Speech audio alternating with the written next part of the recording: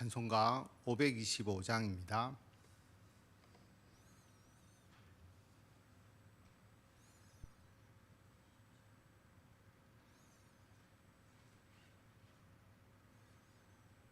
(525장) 다 같이 찬송 드리겠습니다. 돌아와 돌아와 마음이 고난이여 길이 참 어둡고 매우 험악하니 집을 나간 자여 어서와 돌아와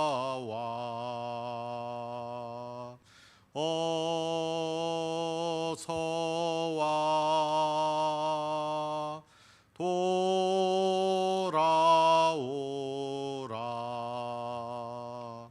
돌아와 돌아와 해가 질 때까지 기다리고 계신 우리 아버지께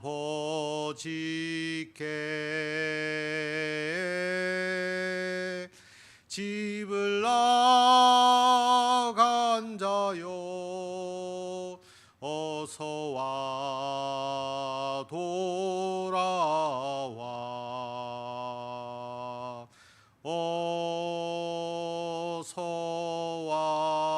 어서와 돌아오라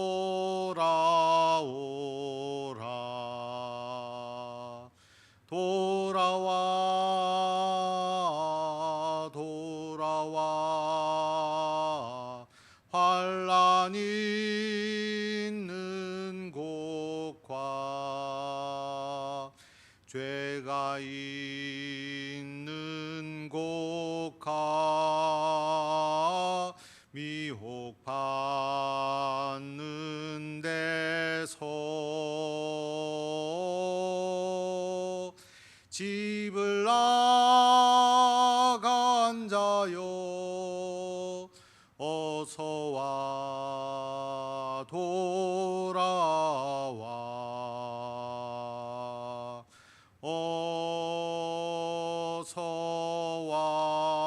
어서와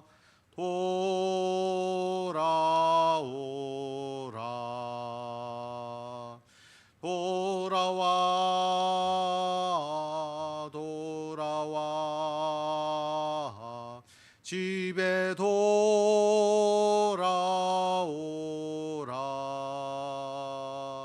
모든 것 풍성한 아버지 집으로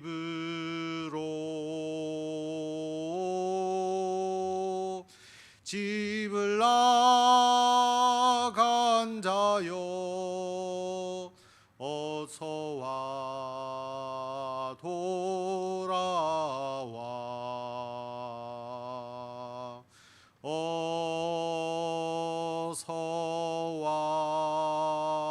어서와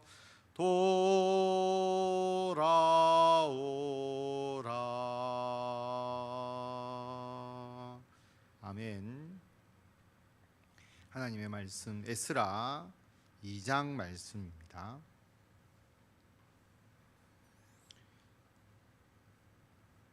구약 성경 711페이지 구약 성경 711페이지 에스라 2장 말씀입니다. 오늘은 쭉 읽어내려 가는 곳이 많아서 PPT를 만들지 않고 성경으로 읽겠습니다. 711페이지 구약 성경 에스라 2장 말씀. 옛적에 바벨론 왕 느부갓네살에게 사로잡혀 바벨론으로 갔던 자들의 자손 중에서 도임을 받고 예루살렘과 유다도로 돌아와 각자의 성읍으로 돌아간 자, 바벨론 포로에서 귀환해서 본국으로 돌아온 사람들의 명단을 기록하고 있습니다. 명단을 기록하지 않으면 누가 왔는지도 모르고 역사의 그 정통성, 바벨론 포로로 끌려갔다가 돌아온 그 사람들의 그 정통성을 체크하기가 어렵게 되죠. 왜 이것을 기록했는지가 읽어보면 알 수가 있습니다. 바벨론 포로로 끌려갔다가 유다가 멸망당해서 바벨론 포로로 끌려갔다가 바사가 바벨론을 쳐서 이기게 되고 바벨론 포로로 잡혀있던 모든 백성들을 다 본국으로 귀환할 수 있도록 바벨론 포로의 해방을 선포하고 돌아가서 예루살렘 성전을 건축하도록 바사의 고레스 왕이 명령을 내렸습니다. 그래서 각자의 성읍으로 돌아갔는데 1장에서 그 유다의 총독이 세스바살이라고 이야기를 했습니다. 그런데 오늘 2장 2절에 보면 곧 스룹바벨과로 시작을 합니다. 그래서 스룹바벨과 세스바살이 같은 인물이다라는 것을 알 수가 있습니다. 그리고 예수아로 나와 있는데 여호수아, 나중에 대제사장의 역할을 하게 되죠. 그래서 우리가 아는 여호수아하고는 다른 대제사장 여호수아를 말하는 것입니다. 스룹바벨과 여호수아. 그 다음 느헤미야, 우리가 아는 느헤미야 아니고요. 그 다음부터 쭉 읽어 내려갈 건데 여러분들이 특별히 기억해야 될 이름은 없습니다. 쭉 읽어 내려가겠습니다. 2절부터 곧 스룹바벨과 예수아와 느헤미야와 스라야와 스엘라야와 모르드게와 빌산과 미스발과 비그웨와 르훔과 바나 등과 함께 나온 이스라엘 백성의 명수가 이러하니 바로스 자손이 2172명이요 스바다 자손이 372명이요 아라 자손이 775명이요 바핫 모압 자손 곧 예수아와 요압 자손이 2812명이요 엘람 자손이 1254명이요 삿두 자손이 945명이요 삭게 자손이 760명이요 바니 자손이 642명이요 부베 자손이 623명이요 아스가 자손이 1222명이요 아도니감 자손이 666명이요 비그의 자손이 2056명이요 아딘 자손이 454명이요 아델 자손 곧 히스기야 자손이 98명이요 베세 자손이 323명이요 요라 자손이 112명이요 하숨 자손이 223명이요 깃발 자손이 95명이요 베들레헴 사람이 123명이요 20절 깃발 자손이 95명이요까지 쭉 보시면 사람의 자손을 말하고 있습니다. 어떤 사람의 자손. 그래서 족보, 어떤 사람의 족보냐라는 것을 분명히 확인을 하고 혈통적인 정통성이 있는 사람, 그 사람들의 자손의 숫자를 기록하고 있습니다. 21절부터는 지명이 나옵니다.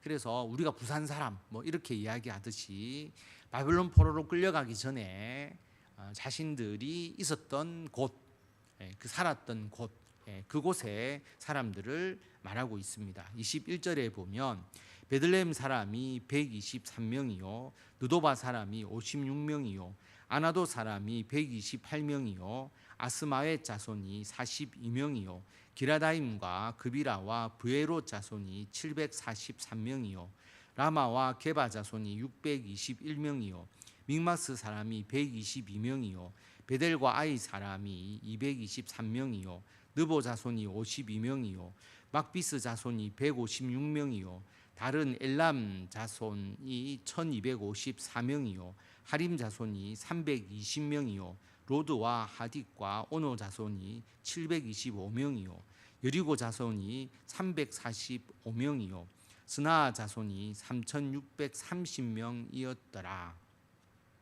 그래서 모두가 지명을 말하고 있습니다. 그래서 지명을 근거로 해서 이 사람이 어디 출신이느냐, 어디서 살았느냐 이것을 가지고 이스라엘 백성들을 계수하는 것이죠. 정통성을 찾아 나가는 것입니다. 36절에 보면 이제 제사장과 레위 사람들의 족보를 이야기하고 있습니다. 그리고 본국으로 귀환한 사람이죠. 36절에 보면 에스라 2장 구약 성경 711페이지를 보고 있습니다. 구약 성경 711페이지 에스라 2장 36절입니다. 제사장들은 예수아의 집 여다야 자손이 973명이요 임멜 자손이 1052명이요 바술 자손이 1247명이요 하림 자손이 1017명이었더라. 제사장 자손을 이야기를 하고 있고 본국으로 귀환한 사람. 그래서 제사장과 레위인이 있어야 성전을 건축해서 성전에서 예배를 드릴 수가 있잖아요. 이들이 바벨론 포로 기간 중에서도 자신들의 신분을 유지했음을 알 수가 있습니다. 40절에 보면 레위 사람은 호다위아 자손 곧 예수아와 감미엘 자손이 74명이요 노래하는 자들은 아삽 자손이 128명이요 문지기의 자손들은 살룸과 아델과 달문과 압굽과 하디다와 소베 자손이 모두 139명이었더라. 레위 사람은 성전에서 봉사하는 사람들이잖아요. 그런데 숫자를 보시면 레위 사람의 숫자가 많지 않다. 본국으로 돌아와서 처음에 그 황량한 유다와 그 예루살렘을 다시 재건하고 성전을 다시 재건하면서 수고해야 될 일들이 아마도 레위 자손이 해야 될 일이 굉장히 많을 건데 레위 사람의 숫자가 적었다고 보기는 어렵지 않겠습니까? 포로로 끌려갔을 때. 그러나 본국으로 귀환하는 사람의 수가 상대적으로 적었음을 알 수가 있습니다. 43절에 보면 느디님 사람들은 시아 자손과 하수바 자손과 답바옷 자손과 게로스 자손과 시아 자손과 바돈 자손과 르바나 자손과 하가바 자손과 악굽 자손과 하갑 자손과 사물레 자손과 하난 자손과 기델 자손과 가할 자손과 르아야 자손과 르신 자손과 느고다 자손과 갓삼 자손과 우사 자손과 바세아 자손과 베세 자손과 아스나 자손과 무우님 자손과 느부심 자손과 박북 자손과 하그바 자손과 할훌 자손과 바술룻 자손과 무이다 자손과 하르사 자손과 바르고스 자손과 시스라 자손과 데마 자손과 느시아 자손과 하디바 자손이었더라. 이 느디님 사람이라고 나와 있는데요. 이 사람들은 다윗이 이방인임에도 불구하고 그 이방인을 할례 받아서 유다 사람으로 바꾸고 난 뒤에 그들이 레위 사람을 섬기도록 했습니다. 이 레위 사람들 쉽게 말하면 종이라고 보면 좀 이상할 거고 가장 성전을 섬기는 제사장과 레위 사람보다 더 좀 굳은 일을 하는 섬기는 그러한 사람. 그래서 이방인들 중에서 이방인들을 살리고 그들을 유대인으로 이제 개종해서 성전을 섬기도록 한 사람들, 느디님 사람들입니다.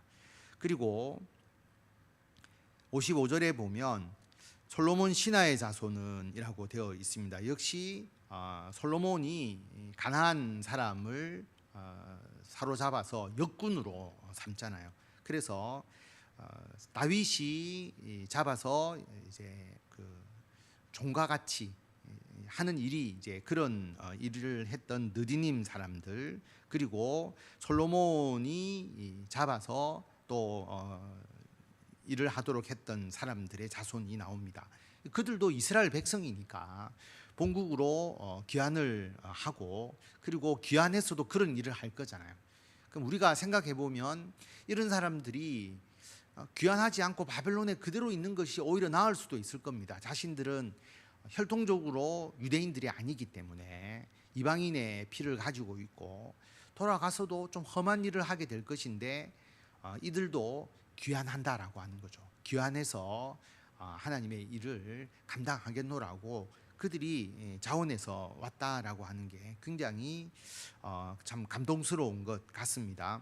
55절부터 읽겠습니다. 솔로몬의 신하의 자손은 소대 자손과 하소보렛 자손과 부르다 자손과 야알라 자손과 다르곤 자손과 깃델 자손과 스바다 자손과 하딜 자손과 보게렛 하스바임 자손과 아미 자손이니 모든 느디님 사람과 솔로몬의 신하의 자손이 392명이었더라. 그런데 59절에서 보면 분명히 본국으로 귀환을 하는데 이 사람의 정통성이 혈통적으로나 지역적으로나 검증이 되지 않는 사람들이 있다라고 하는 것이죠. 그래서 59절에 보면 델멜라와 델하르사와 그룹과 앗단과 인멜에서 올라온 자가 있으나 그들의 조상의 가문과 선조가 이스라엘에 속하였는지 밝힐 수 없었더라.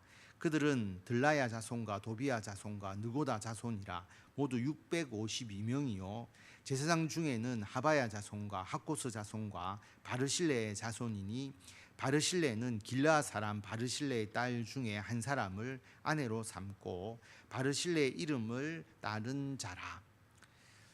다 자기의 정통성, 족보도 가지고 있고 그 다음에 자기가 살았던 그 지역 그것 때문에 어느 지역의 사람이다 이게 검증이 되는 사람, 이런 사람들은 돌아온 사람의 귀한 자의 명단을 올릴 뿐만 아니라 본국에 돌아와서도 유대인의 혈통성을 가지고 모든 일을 행할 수 있는데 그렇지 않는 사람이 있었다라고 하는 것이죠.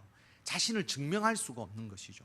그래서 왜 성경에 족보가 기록되고 또 성경에 이렇게 누가 본국으로 귀환했는지 이 이름을 왜 자손을 숫자까지 그때는 이름까지 다 기록을 하지 않았겠습니까?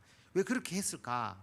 성경 읽기만 어려운데 그게 아니라 그만큼 그 정통성이라는 것이 중요한 것입니다.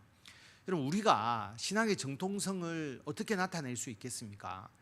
저는 어릴 때 어느 교회 다니고 그 다음에 어느 교회 다니고 어느 교회 다니고 그래서 우리의 그 교적 우리가 신앙생활했던 그 교회의 그 교적이 우리의 신앙을 증명하는 아주 중요한 요소가 되는 것이죠.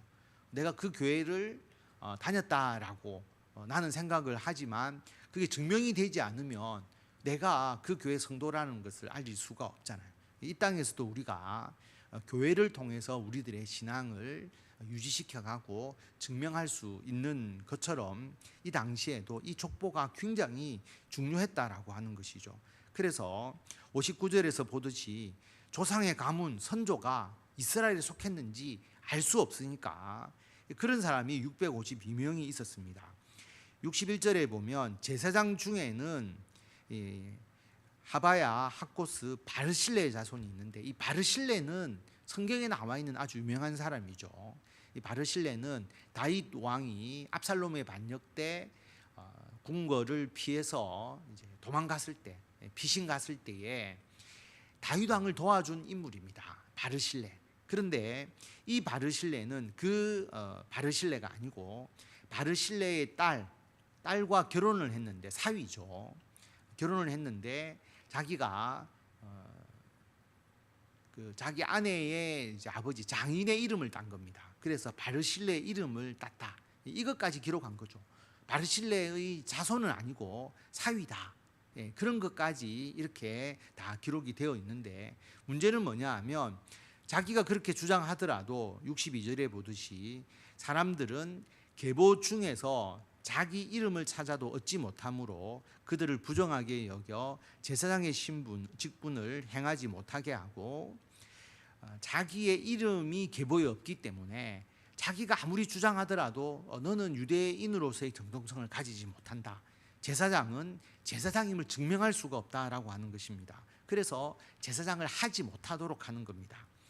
방백이 그들에게 명령하여 우림과 둠밈을 가진 제사장이 일어나기 전에는 지성물을 먹지 말라 하였느니라.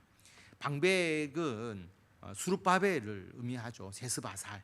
이 세스바살이 명령해서 우림과 둠밈은 하나님의 뜻을 분별하기 위해서 쓰는 두 개의 돌이라고 보시면 됩니다. 그래서 검은 돌, 흰 돌 이런 식으로 우림과 둠밈. 그런데 제사장이 우림과 둠밈으로 판단한다는 것은 우리가 족보상으로 알 수 없으니까 하나님의 뜻을 묻기 전까지는 지성물을 먹지 마라. 다시 말하면 제사장의 일을 하지 못하도록 하는 겁니다. 아무나 제사장을 하는 것이 아니죠. 우리들도 마찬가지지 않습니까? 이 땅에서 목사가 되려고 하면 신학교를 나와야 되잖아요. 신학교를 나오지 않고 그냥 목사가 되어 버리면 그럼 누가 진짜 목사인지, 누가 성경을 정확하게 제대로 알고 있고 바르게 가르치는지를 알 수가 없잖아요. 그래서 그 졸업 증명서를 가지고 와야 되죠. 어떻게 공부하고 어떻게 졸업을 했고 어느 노예에서 목사 안수를 받았고 이것을 알아야 할 수 있듯이 나는 분명히 거기 나왔습니다라고 말하는데도 증명이 되지 못하면 목사 일을 할 수가 없는 것이죠. 마찬가지입니다. 70년 동안 바벨론 포로로 가 있었잖아요. 그럼 70년이면 족보도 없고 근거가 없어질 수도 있지만 70년 후에 다시 돌아왔을 때 모두가 자기의 근거를 제시를 해야 된다. 족보를 제시하든지 아니면 지역에 이것을 제시하든지 증명이 되지 않으면 유대인으로서의 그리고 제사장 레위인으로서의 역할을 하지 못했다라고 하는 것은 참으로 우리에게 주는 의미가 큽니다. 64절에 보면 온 회중의 합계가 42,360명이요 그 외에 남종과 여종이 7,337명이요 노래하는 남녀가 200명이요 말이 736이요 노새가 245요 낙타가 435요 나귀가 6,720이었더라. 1차 바벨론 귀환을 한 사람이 42,360명입니다. 나중에 2차, 3차 귀환도 있거든요. 이들은 정말 황폐한 자기 그 유다, 예루살렘을 재건하기 위해서 헌신하겠다는 열정이 없으면 1차 귀환을 하기 어려웠을 겁니다. 그런데 그 마음으로 본국으로 귀환한 사람들이고요. 남종과 여종, 노래하는 남녀, 여기서는 레위인 성가대를 의미하는 게 아니고 성가대는 앞에 나왔고 이것은 약간 종으로서 노래하는 자들을 말하는 것입니다. 그런데 이 숫자도 적지 않다라고 하는 거죠. 남종과 여종이 7,337명이 왔다. 앞에서도 말씀드렸지만 이 종들은 아마 바벨론에 있는 것이 나았을 수도 있을 겁니다. 자신의 신분이나 하는 일의 입장에서 보면. 그런데 이들도 다시 귀환해서 하나님의 일을 하는데 동참하겠다라고 상당히 많은 인원이 왔다라고 하는 것은 굉장히 우리에게 은혜가 되고 또 우리에게 열심에 대한 도전을 주는 그런 말씀이라고 볼 수 있습니다. 68절에 보면 어떤 족장들이 예루살렘에 있는 여호와의 성전터에 이르러 하나님의 전을 그곳에 다시 건축하려고 예물을 기쁘게 드리되 힘 잘하는 대로 공사하는 금고에 드리니 금이 6만 1,000다리기요 은이 5천만에요 제사장의 옷이 100벌이었더라. 예루살렘에 도착을 했습니다. 성전터는 있지만 성전은 다 파괴되고 아무것도 없죠. 그런데 하나님의 전을 다시 옛 성전터에 지어야 한다. 그래서 예물을 드리게 됩니다. 한 사람이 예물을 드리니까 또 다른 사람도 예물을 드리고 모두가 힘 잘하는 대로 공사하는 금고에 예물을 드리니까 참 큰 그 금과 은이 모이게 된 것이죠. 금이 6만 1,000다릭입니다. 한 다릭이 8g 정도 되거든요. 그래서 계산을 하면 513kg의 금이 모여지게 된 것이고요. 은이 5천만에요. 우리는 신약에서 만에보다 문화를 더 잘 이해를 하죠. 열문화 비유하듯이 같은 말입니다. 50세겔이고 한 세겔이 11g이니까 문화는 이제 한 575g 정도 되는데요. 은이 2,875kg이 모였다라고 하는 것입니다. 이들은 1장에서 보았듯이 고레스 왕이 주변의 사람들에게 유다 백성이 돌아갈 때에 제물을 드려라, 배상의 의미에서 제물을 주게 하였고 그들이 자원해서 유다 백성들에게 제물을 주었는데 자기들이 받은 그 제물을 하나님의 성전 건축을 위해서 그들이 공사하는 금고에 드렸다, 하나님께 드렸다라고 하는 것이죠. 70절에 보면 이에 제사장들과 레위 사람들과 백성 몇과 노래하는 자들과 문지기들과 느디님 사람들이 각자의 성읍에 살았고 이스라엘 무리도 각자의 성읍에 살았더라. 바벨론 1차 귀환자의 이름을 우리가 보았습니다. 상당히 무슨 자손 많이 기록되어 있는데 이거 왜 기록했을까? 이유를 이제 우리가 확실히 알죠. 정통성, 신앙의 정통성과 역사. 바벨론 포로로 끌려갔어도 그 정통성이 사라지면 유다 백성이 아니다라고 하는 것이죠. 그래서 지금은 우리가 이런 어떤 족보를 가지고 신앙의 정통성을 따지는 것은 아니죠. 물론 우리가 어느 교회를 다녔느냐 이것을 우리가 묻지만은 그게 나의 신앙을 대표하는 것은 아니잖아요. 지금 우리들의 족보는 성령이 우리를 인친 것이고 성령이 나를 인쳤다라고 하는 것, 도장을 찍어서 하나님의 소유라고 인정하는 가장 중요한 것은 예수 그리스도를 믿는 믿음이죠. 내가 예수님께서 나의 죄를 다 대속하시고 십자가의 보혈로 나를 대신해서 죽으셨기 때문에 예수님을 믿음으로 내가 구원을 얻었다라고 하는 그 확실한 믿음, 이 성령의 인침이 우리들에게 있어야 내가 그리스도인인 것이죠. 그게 없이 교회를 왔다 갔다 한다고 해서 그리스도인이 될 수가 없는 것이잖아요. 나의 그 신앙의 인침을 드러내는 삶을 살아나가야 한다라고 하는 것이고요. 그리고 항상 뭔가 다 완성되고 난 이후에 그것을 누리려고 하는 사람은 많은데 황폐된 이스라엘 땅에 처음에 들어가서 그 많은 고통 가운데서 인프라도 없고 집도 제대로 없을 수도 있고 성전도 새로 건축해야 되고 하는 일이 얼마나 많겠습니까?